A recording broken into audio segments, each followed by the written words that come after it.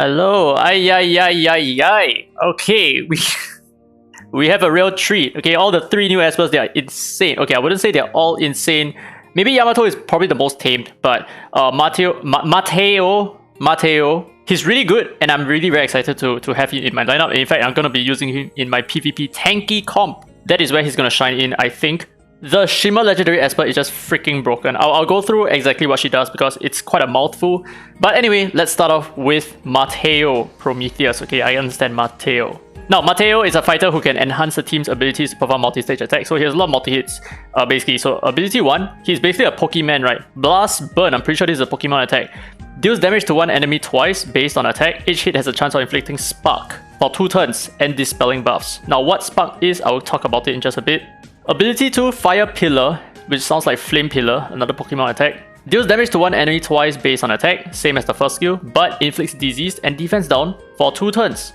So it's pretty interesting, right? He has disease and defense down. I'm not exactly sure why he needs to have disease on his kit. Each speed increases damage dealt by a certain percentage of it. Each speed increases the damage dealt, basically. After Ascension, if the enemy already has Spark, before attacking, Mateo gains some stacks of Eternal Flame. So, from his ability 3, he's going to go straight into his ability 2. And ability 3 is where you can gain some more extra Spark stacks. Now, ability 3, Fire Punch, right? Hitmonchan gains some stacks of Eternal Flame, inflicts Spark on one enemy for 2 turns. So, 2-layered Spark. Then, afterwards, you deal damage to the enemy 3 times based on attack. Each hit steals enemy buffs, really good for Fafnir already.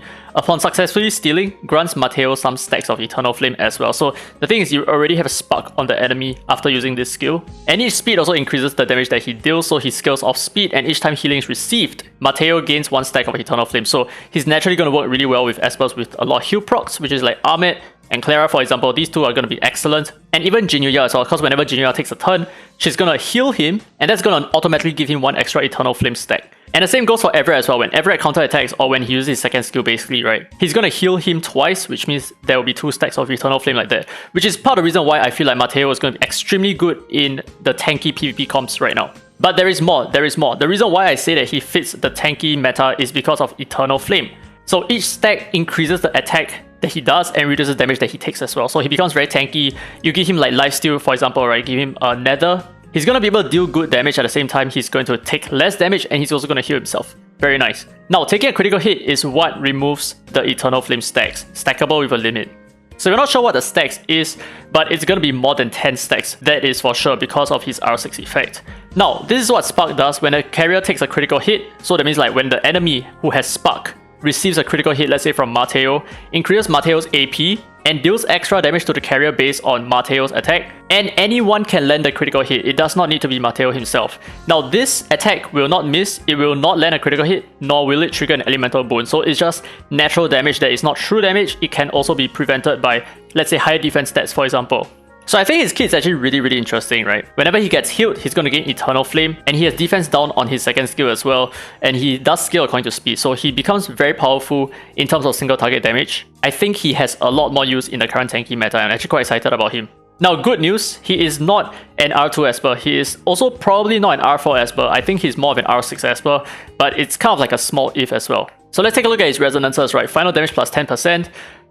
New effects, Fire Punch. If the enemy has Spark, Mateo's crit rate plus 100%. This is his 3rd skill. Now, I think this is extremely redundant and extremely useless because you're not going to bank too much on one skill to do damage, right? You're going to be banking on all of his skills to do damage. So this 100% crit rate is actually quite shit unless it actually affects his entire kit, which it doesn't. Now, R4, when HP is below 60%, you have 15% lifesteal. What I like about this is that you do not need to run him on the Nether set anymore. You can just run him on his own R4 effect. And that is going to allow him to heal himself, which is very nice. Now, finally, R6, new effects on Fire Punch as well. If Mateo has 10 or more stacks of Eternal Flame at the end of his turn, he gains Standoff, which is pretty sick. So, whenever you can stack a lot of healing on him, right? Let's say you have Jinuya, you have Everett, you have Ahmed, you have Clara, all of these espers, healing him like crazy. He's going to gain so many Eternal Flame stacks. He's going to be so well protected. All the healing is going to top him off and reduce the damage that he receives as well. But I'm not sure what the multipliers are. Maybe it's like 1% per stack. If it's like 1% per stack, it's kind of shit. But if let's say it's like 2 to maybe 5%, okay, it can't be 5%, right? But let's say if it's like 2 to 4% per stack, I think that is actually quite insane. And he definitely synergizes very well with Ahmed because Ahmed also increases the damage that the whatever golden buff that Ahmed has. Oh, and that brings me to the point. So many of you guys accuse me for mistaking his golden rim buff for Ahmed's buff. They look so different, dude. I already knew that he is going to have his own Golden Rim buff, and that is going to be Eternal Flame. Ha! I got you! Okay, anyway, he can be obtained from the Echo after this update. I'm definitely 100% going to pull for him, and I'm going to test him out a lot as well. Next Esper, this is going to be the free R0. I think it's free for R0 at least. Now, Yamato is a support with the ability to grant allies buffs and deal a fair amount of damage. So they said fair, they did not say a good amount of damage, which means I do think his scaling is actually maybe not that great. So maybe something like Everett, but a little bit lower, maybe. But for the most part, he's gonna look very similar to whatever that we had in the event. Believe it or not, they actually changed his icons. That's basically it. So ability 1, Death Grasp, deals damage to one enemy twice based on attack and max HP. So his skills according to 2 different stats. And each hit has a chance of inflicting stun for 1 turn. I'm gonna think that his multipliers are not really good. Ability 2, Thunder Surge. This is a skill that caught me off guard. So, deals damage to all enemies 3 times based on attack and max HP. Each hit has a chance of inflicting buff blocker for 2 turns, which is pretty good, I think. Consumes all stacks of Rashomon, which is his Golden Rim buff. Actually, maybe it's a Silver Rim buff, right? I'm not actually sure. To deal extra true damage, which is based on the target's max HP, and does not exceed a certain percentage of his own max HP. Now, afterwards, absorbs the target's AP and distributes it evenly across all allies upon a crit. Now, the thing that caught me off guard here is that this skill is an AoE skill, right? It's a 100% AoE skill. So what do they mean by absorbs the target's AP? Is it the AP of the enemy that you're clicking, or is it every single enemy in the field, right? If it's every single enemy, you're going to zero-rise their AP in one single skill and push it to your entire...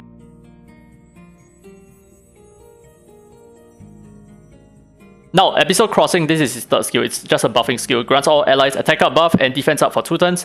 And Yamato gains several Rashomon stacks based on number of buffs on all allies. So if you're running a team with like Abigail, who has like 4 different kinds of buffs, you have Gabriel for the immunity, you have some other Espers for whatever reason, right? Like speed up buff from Sienna, for example, or crit rate up buff from Alice, then he's gonna gain a lot of Rashomon stacks based on the number of buffs on all of your allies. But what Rashomon does is each stack increases crit rate, stackable with a limit. So I don't really feel like this is such an important buff. In fact, I feel like this buff is actually quite, for the most part, quite redundant. But that really depends, because right now you probably don't need to run him with a lot of crit rate, you just need to run him with a lot of buffers and he's gonna hit very hard. So that's possibly a good idea. And also noting the fact that you absorb AP with their second skill. He's also automatically a good counter against Ashley, I think. So you don't have to worry too much about landing crits at all. But this is of course a wild speculation. Now let's take a look at his resonances, right? So R2 Thunder Surge, AP absorption cannot be resisted. This is second skill. So like I said, if this actually absorbs an AoE AP, this is extremely broken at R2. Extremely broken. But of course, just because it cannot be resisted doesn't mean that it cannot land a miss. It can 100% miss as well. Now, R4, upon a crit, 20% chance of dispelling 1 buff from the target. So very nice. His second skill can triple hit, right? Which means that he has a lot of strips on his second skill as well, which is a very nice thing to have. So I think he's actually pretty good at R4. And R6, Episode Crossing gains an extra turn. Oh my god. So I do feel like his entire resonance path is actually pretty good. I'll say that it's way above average. So essentially, when he uses his third skill, right, he buffs himself with his attack up buff. He gains the Rashomon stacks as well. He can instantly go into his second skill to land the nuke and strip buffs right from his R4 effect here. But of course, it's just a 20% after all, which, yeah, actually is kind of shit. And deal some extra true damage as well, which is pretty nice. So that's it for Yamato. I'm not exactly sure how well he's going to perform. But I do know for a fact that at R0, he's probably going to be lacking a little bit, because all he really is just a buffer who can possibly deal some damage as well. And that's basically it. But of course, the main important thing is whether or not his second skill absorbs everyone's AP. Now, third Esper, this is like completely freaking broken stuff. Okay, so Xuan Pin, oh my goodness. Okay, let's go. 9天玄女, I think. I'm not sure. 5-star Shimmer. Xuan Pin is a support who can grant allies powerful buffs. Now, ability 1, Strategic Pieces. Deals damage to one enemy based on attack. Increases AP for allies with Horse and Chariot. Okay, we will talk about what Horse and Chariot are individually later on. Now, ability 2, Heavy Cannonade, selects one ally, grants them cannon for 1 turn. Cannon is another buff, it's another gold rim buff. Increases their AP, deals damage to all enemies based on attack, inflicts defense down for 2 turns, and dispels their shield. This skill itself is freaking the hell broken, dude. It's so freaking disgusting. And the reason for that is, you grant them cannon for 1 turn, which allows your ally to deal damage ignoring a certain percentage of defense. And you increase their AP, so they're going to deal more damage, they're going to gain AP, maybe they get 100% AP, I'm not sure. And afterwards, right, okay, before your ally takes a turn, you deal damage to all enemies and reduces the defense down for 2 turns. What the frick? So if you're going to push AP onto one of your allies, they're going to have a unique damage increasing buff. At the same time, they have 100% AP. And at the same time, they are going to enjoy the benefits of having defense down on the enemy, which is like freaking crazy good. This second skill is so insane. And of course, dispelling the shield is just like the cherry on top. Now, ability 3, Checkmate, grants 1 stack of Soldier to all allies. Now, what Soldier does is basically just each stack of Soldier increases attack. That's about it. But when it's at full stacks, whatever that is, the Soldier is then converted into Chariot for 2 turns. Now, cannot gain Soldier while having Chariot. Okay, blah blah blah. I'll explain in just a bit. Then grants Horse to 2 allies with the highest attack for 2 turns. And what Horse is you just basically increases the damage that you're dealing based on the enemy's max HP. So it's very good for your allies with a lot of attack power because they're gonna deal more damage this way, right? Then deals damage to all enemies based on attack and deals extra true damage to the enemy based on the enemy's max HP, doesn't exceed a certain percentage of Xuan Pin's own attack, and inflicts miss rate up for 2 turns. I do not know why they have just throwing so many different shit into one skill. It's like very complicated. Now at the start of combat, this part is a passive, right? Xuan Pin gains General, grants 1 stack of Soldier to all teammates, excluding herself, and after Ascension, you also grant all allies attack up for 2 turns at the start of the freaking combat. Think about this, okay? Think about this.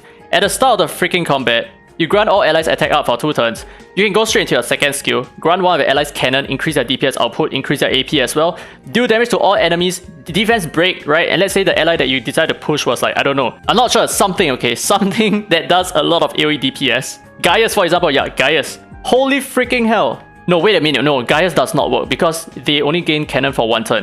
And the thing is, when cannon disappears, you actually get stunned. Okay, so this does not work for Gaius. Okay, thank god, they managed to nerf Gaius in one way. Okay, so I don't know, maybe a high-powered Liling, right, for example. He's gonna have the attack up buff, he's gonna have the defense break, he's gonna have full 100% AP, possibly. Nuke everyone as well, what the heck? Okay, so let's take a look at each of these new Undispellable Golden Rim buffs. So General, this is only what Xuan Pin has and she has it at the start. And I do believe that this does not have a timer, so she has it perpetually. Now, whenever she attacks, calls in 1 random teammate with Soldier, excluding herself to it. Yeah, because she cannot have Soldier, right? To assist and grants them 1 stack of Soldier. So whenever she attacks, which is essentially all of her skills, right? Because all of her skills deal damage, she's always going to call in 1 random teammate afterwards. It's insane. There is a 100% proc chance to call in a random teammate. And that increases Soldier stacks as well for a little bit more attack power. Then afterwards, you clear Horse, Cannon, Chariot, and Soldier from the ally upon their death, which is, I guess it's just a way for you to get rid of those buffs whenever your allies die. I'm not sure why it's so important to mention here. It's kind of like assumed. Now, Chariot. Okay, so what Chariot is after gaining a certain number of stacks of Soldier, right? You then transform that amount of Soldier stacks into your Chariot stacks for 2 turns, as is said over here. 2 turns. Increase attack and speed. Not sure how much speed this is. Gains 1 stack of Soldier when this effect expires. So the thing is, what I understand about her kit is that both the Soldier and General do not expire.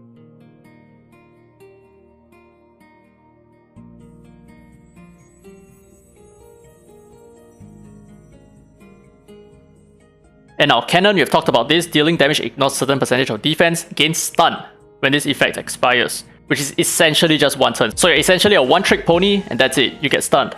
Now, Horse amplifies the damage dealt. The higher the target's max HP, the more damage is amplified. And you get this Horse from her 3rd skill itself over here, right? So, oh my goodness, she is really, really crazy good. Like, seriously freaking good. Let's take a look at Resonances. Heavy Cannonade, which is her 2nd skill. The carrier of Cannon no longer gains stun when the effect expires. So, now Gaius is effectively extremely broken. So, this is no longer going to be a problem for Gaius owners. And R4 Hasty Action when there's ability on cooldown increases speed by 20, yeah, why not, right? And R6 Checkmate, a new effect, is added to General. So grants 1 stack of Soldier to all teammates, excluding herself, at the end of her turn. So every single turn that she takes, she's always going to benefit 1 stack of Soldier onto all of your allies. This is like freaking good. So freaking good. Okay, but the thing is, we do not know how many Soldier stacks is required to convert into Chariot, which increases your speed. So the thing is, if let's say the stack is like 3, for example, right? You just need to take the first turn, give 1 stack of Soldier to all your teammates at the start of battle, maybe use your 3rd skill to then grant 1 stack of Soldier to all allies, and maybe proc an Astro, for example, right? And that is essentially 3 stacks of Soldier in 1 typical turn, in just 1 typical turn. And maybe 3 is the limit, and that converts into Chariot. And if that's the case, your entire team gains a lot of speed at the start of combat, which is like very, very powerful. So I do feel like Astro is probably going to be a really good set for her just because she has this calling of a random ally to attack on each of her turns. It's so crazy. So she can only be obtained from the echo of this update. So I do feel like I'm going to hold off Unas right now. I'm actually going to wait for her banner to come around and then drop whatever remaining Shimmer records is required to obtain her. I think this is like probably like the best gamble right now for me. 50% chance only though during the Shimmer banner itself. But yeah, 50% chance is well worth the gamble right now. Okay, so that's it for the new espers. I've talked for way too long. I have to separate this video into two because it's gonna be like an hour long or something like that. So all these new espers, very exciting, but obviously Xuan Pin is like the craziest shit ever. I've never ever seen something so broken.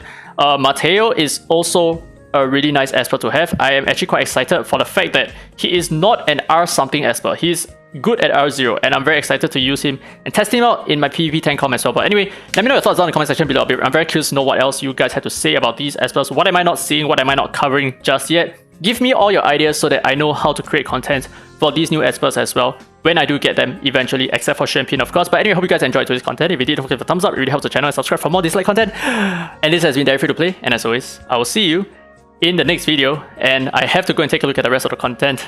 But yeah, thanks for watching.